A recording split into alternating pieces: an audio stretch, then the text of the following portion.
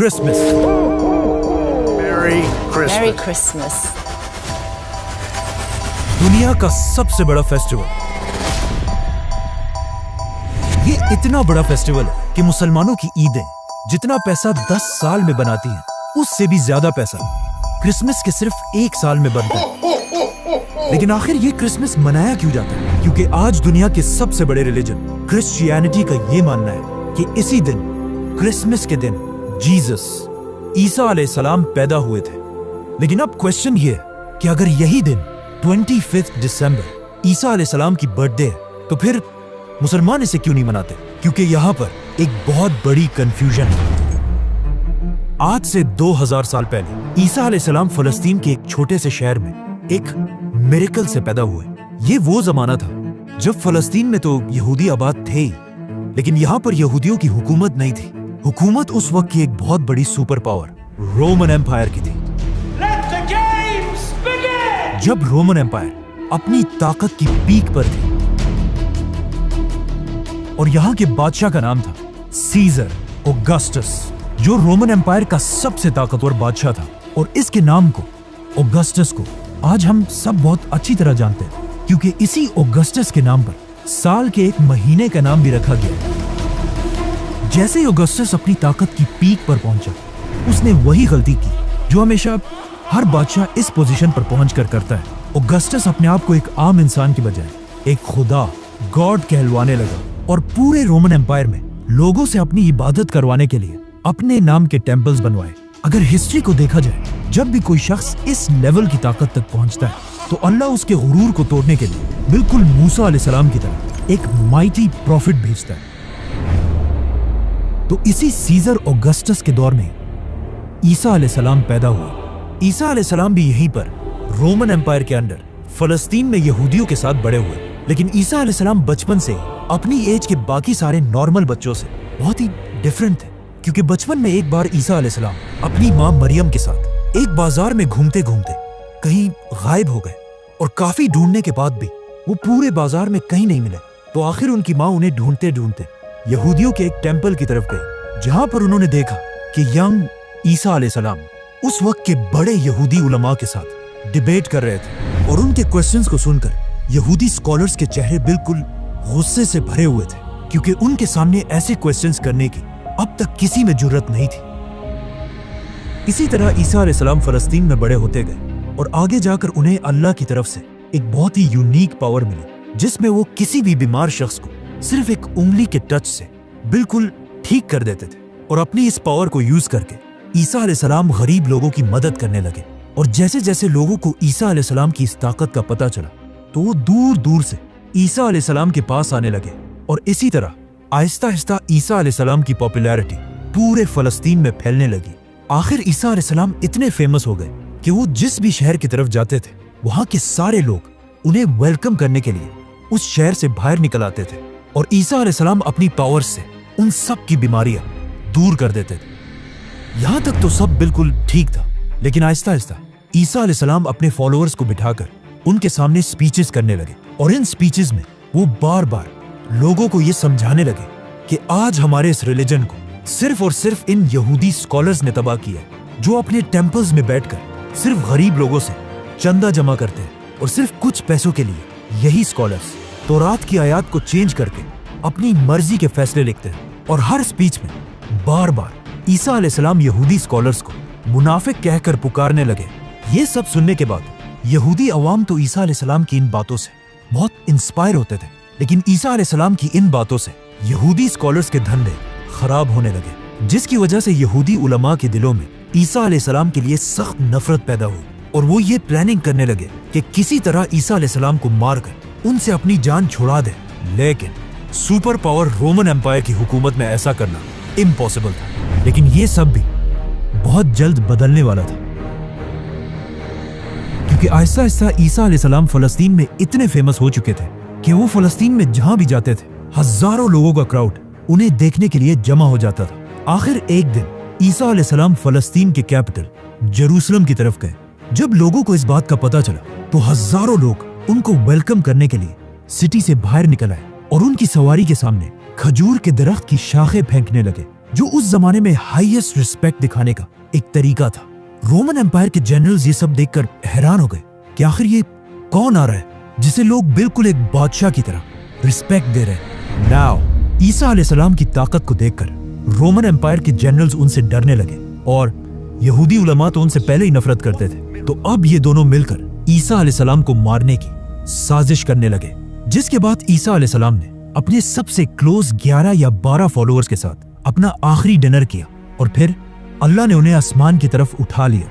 लेकिन क्रिश्चियंस का मानना है कि इसके बाद उन्हें मार दिया गया। अब ईसा अलैहिस्सलाम तो दुनिया से चले गए, लेकिन यहाँ फलस्तीन में उनके 11 फॉलोअर्स ने फैसला किया कि वो ईसा अलैहिस्सलाम की टीचिंग्स को पूरी दुनिया तक पहुंचाएंगे। तो सबसे पहले इन फॉलोअर्स ने यहूदियों को कन्विंस करने की कोशिश की, लेकिन ऑफ कोर्स यहूदियों ने ईसा को नहीं माना, तो इनको क्या मानेंगे। तो ये फॉलोअर्स यहूदियों को छोड़कर दुनिया के बाकी लोगों तक ईसा अलैहिस्सलाम का मैसेज पहुंचाने लगे और यहूदियों के बिल्कुल ऑपोजिट बाकी दुनिया में क्रिश्चियनिटी बहुत तेजी से फैलने लगी। और इन्हीं नए फॉलोअर्स में से एक का नाम सेंट पॉल था।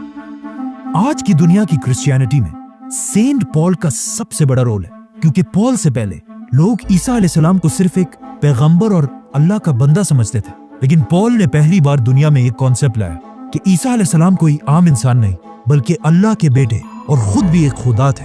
आज पूरी दुनिया के क्रिश्चियंस ईसा अलैहिस्सलाम को खुदा मानते हैं और इस सब की शुरुआत इसी पॉल से हुई थी। हालांकि पॉल अपनी पूरी जिंदगी में ईसा अलैहिस्सलाम से कभी मिला ही नहीं था। पॉल और उसके फॉलोअर्स की वजह से Aahista Aahista Christianity Roman empire में फैलती गई, लेकिन यहाँ पर मसला ये था कि रोमन एम्पायर का रिलीजन क्रिश्चियनिटी के बिल्कुल ऑपोजिट था और वो उस जमाने में जुपिटर की इबादत किया करते थे।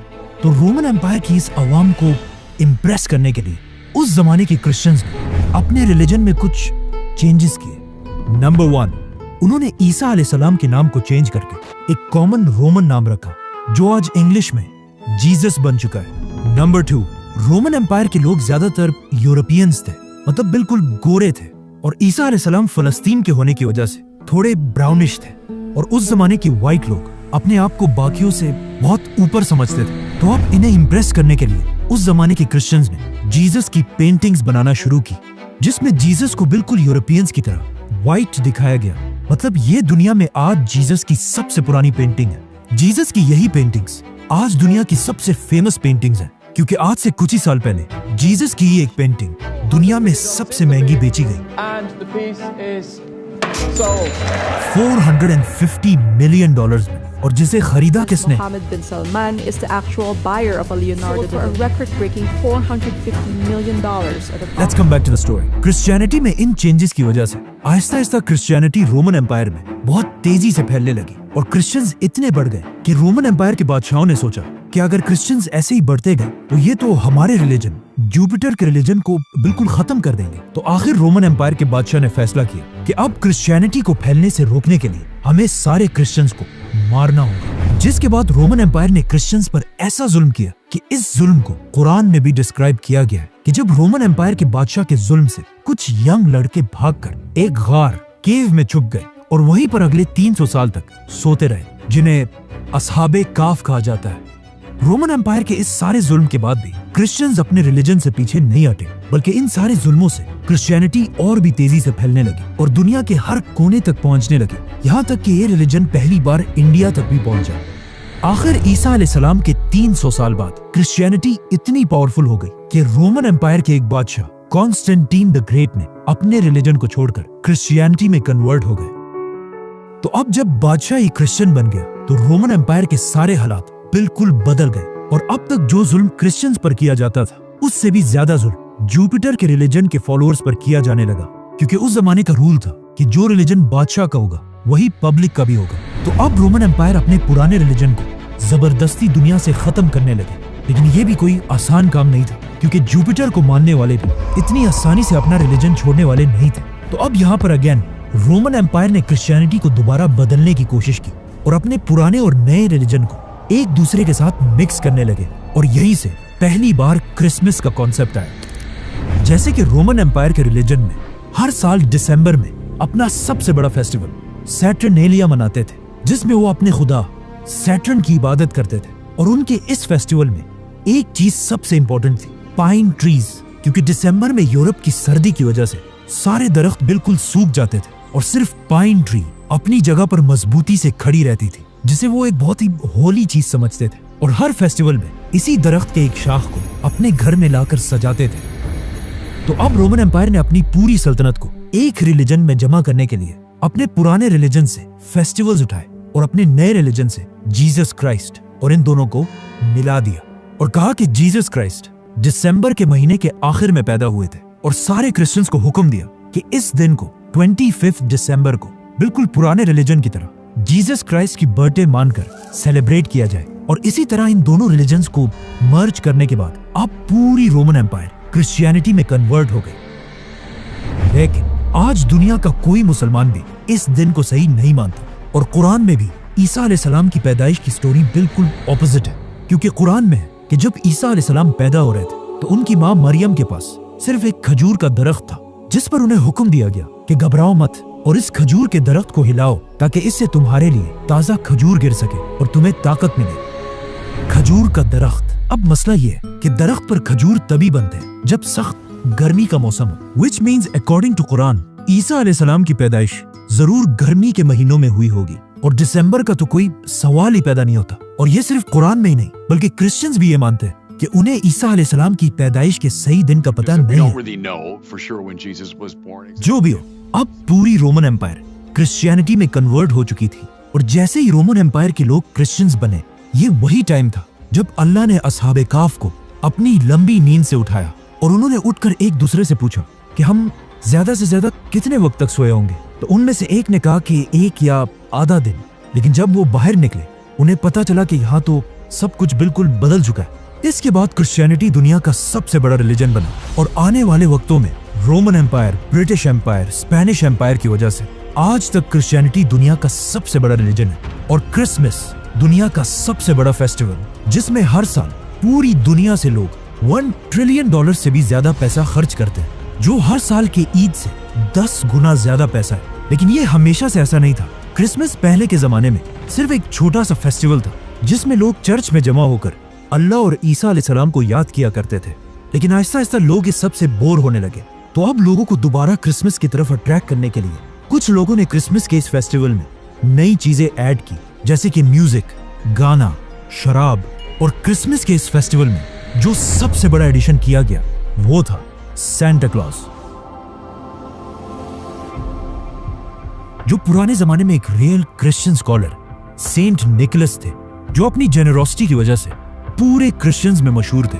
आज से 150 साल पहले जब पहली बार सेंटा क्लॉज को इंट्रोड्यूस कराया गया तो वो ज्यादातर ग्रीन या ब्लू कपड़े पहनकर बच्चों को गिफ्ट्स दिया करते थे। लेकिन ऐसा ऐसा कोका कोला सेंटा क्लॉज को अपने एड्स में यूज करने लगा और इसके कपड़ों को ग्रीन कलर से बदलकर बिल्कुल अपने बॉटल्स की तरह रेड और व्हाइट बना दिया। आज क्रिसमस पूरी दुनिया का सबसे बड़ा फेस्टिवल है, जो सिर्फ क्रिश्चियन कंट्रीज में नहीं बल्कि चाइना और इंडिया जैसी बड़ी कंट्रीज में भी मनाया जाता है, जिसकी वजह से क्रिसमस के फेस्टिवल में पूरी दुनिया से $1 ट्रिलियन से भी ज्यादा का बिजनेस होता है।